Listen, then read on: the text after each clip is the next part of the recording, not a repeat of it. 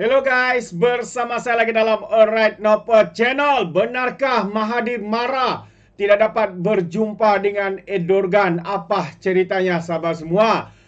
Kalau sebelum ini dengan yakinnya Papa Gomo mengatakan Erdogan datang ke Malaysia ini mahu jumpa dengan Mahathir. Kononnya sebelum jumpa Mahathir dia kena jumpa Anwar dululah sebab dia Perdana Menteri. Tapi sehingga ke hari ini sahabat semua, tidak ada satupun pertemuan yang berlaku antara Mahathir dan juga Presiden Turkiye ini. Adakah itu hanya cerita rekaan daripada Papa Gomo untuk memperbodohkan, untuk membina persepsi, tapi akhirnya sahabat semua, persepsi yang cuba dilakukan oleh Papa Gomo ini mengenah batang hidung sendiri. Jadi dikatakan Mahathir marah tidak dapat jumpa dengan Erdogan. Benarkah begitu ceritanya sahabat semua? Namun apapun, bukan itu sebenarnya yang saya cuba sampaikan kepada anda, melainkan satu forum ya, satu forum perniagaan ya antara Malaysia dengan Turkiye. Jadi penuh dengan padat dengan jadual pertemuan, menyerahkan memorandum bersama, kerjasama bersama dan sebagainya. Tapi tidak pula perjumpaan dengan Mahathir Mohamad. Jadi jelas itu hanya persepsi yang cuba dibuat oleh Papa Gomo dan akhirnya memalukan diri sendiri. Jadi mari kita dengar ucapan Perdana Menteri kita. Assalamualaikum warahmatullahi wabarakatuh dan salam sejahtera sahabat dan pemimpin Turkiye, Presiden Recep Tayyip Erdogan dan delegasi. Saya ucap terima kasih dan penghargaan kepada NCCIM dan DIK kerana menyelenggarakan majlis pada hari ini. And of course, I need to also express my appreciation to both Ministers of Trade because of their effort in collaboration with the NCCIM and DIK. You have had this series of meetings, sessions earlier, but as expressed by President Erdogan, the execution of the plan is critical. 5.1 billion trade is, of course, an increase of almost 20% in a year, 18.9%. Now, if you compute that, say 20% a year, we should meet the target of $10 billion in 5 years.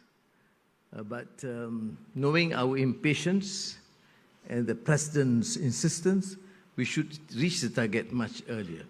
There's a huge potential in Malaysia and in Turkey, both in terms of your strength in defense, our strength in semiconductor, your strength in tourism and food technology, our strength, I think, in terms of the penetration of markets within ASEAN and the region in Asia. I think we should collaborate well enough. You see, bilateral relations and diplomatic relations is not only based on economic imperative. It is based on sincere friendship and trust. And we have, after all these decades, learned the hard way and realize that the potential is not fully utilized and maximized. So I believe, therefore, having a common viewpoint, ideas, visions will not be sufficient if we do not then support development. When I mentioned this interest in terms of managing the big collaboration in terms of petroleum and gas and the fields that I alluded to earlier, I am not ignoring the importance of SMEs. Because SME, as many of you are represented today, are the backbone and pillar. In Malaysia, they are the vast majority. The strength is, of course, in the SMEs. And we want, therefore, both NCCIM and DIK, with the ministries, not only Ministry of International Trade of both countries, but various ministries, to also focus on the second tier, because they have this enormous potential to be supported and expanded. And we should have a forum, a special outfit, where we deal specifically for this tier this, what we consider as the capacity to innovate further, to be more creative, and to ensure that the SMEs are given priority. Malaysia, for example, is a national policy in our industrial master plan, do give some set of priorities. And then, of course, for the semiconductor, in the strategic semiconductor program. But we are not ignoring the importance. The entire strategy is based on the supply chain, and most of it are under that category. You see? We can talk about all the big multinationals and conglomerates, but we cannot ignore the fact that we can only succeed if we focus on the SMEs in terms of effective supply chain and being given a chance to expand. So I wouldn't bore you with the other details. I think we're here also to listen to my friend, President Tayyip Erdogan, because I think he exemplifies a leader who's very committed to execute the plan and build up Turkiye as a greater nation. And I think we share that ideal, as we do for Malaysia and in the context of ASEAN. We are very fortunate, which I must emphasize, this final point. ASEAN happens to be one of the most peaceful regions in the world. And concomitant to that, it is also, incidentally, the fastest growing economy in the world. So the avenues and the opportunities are great. And again, why I'm very bullish and confident that this synergy between Turkey and ASEAN would help, because the collaboration and the trust and friendship among ASEAN leaders is unrivaled compared to other countries that I know.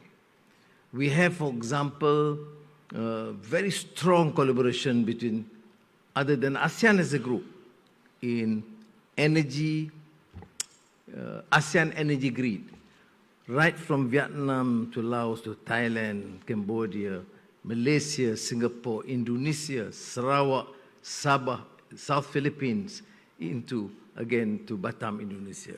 That's just the energy grid, which gives this focus of that strength based on strong bond of friendship and trust.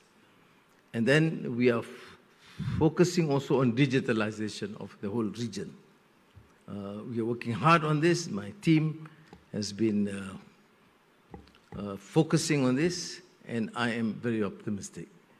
And then bilaterally or sub-regionally, Malaysia, Thailand, for example, focus on areas, our weakest areas, the poorest provinces in the north of Malaya, poorest provinces in the south of Thailand.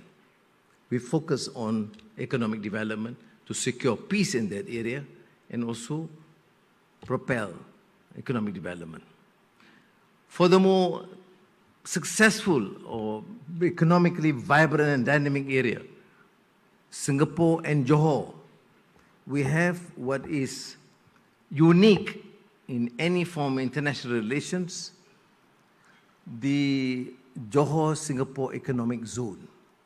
Two countries based on absolute trust, working together, promoting both region in the south and Singapore, both countries together. And this is, again, to me, a source of great satisfaction, because rarely do you find this. So Turkey is dealing with Malaysia with its capacity to expand its market and collaboration with other countries in ASEAN. So, tashakur, thank you and welcome. Thank you, Dr. Sri Anwar bin Ibrahim, for your inspiration.